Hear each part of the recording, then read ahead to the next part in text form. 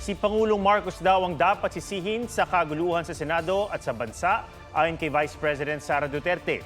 Puna ng bise pagmamalabi sa kapangyarihan at pambabastos sa institusyon ng Senado ang nangyaring gulo kagabi. Ginagamit daw ng Marcos administration ang lahat ng resources ng gobyerno para sirain ang lahat ng hindi sumusuporta sa Pangulo.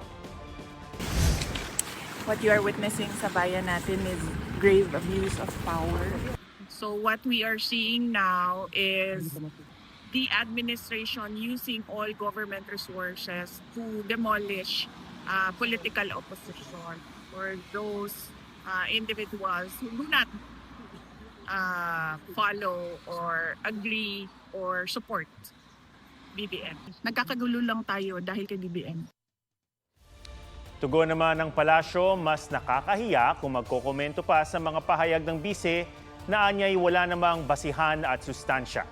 Ang kailangan daw ng bayan ay isang public servant, hindi yung ang alam lang ay gumawa ng intriga at fake news.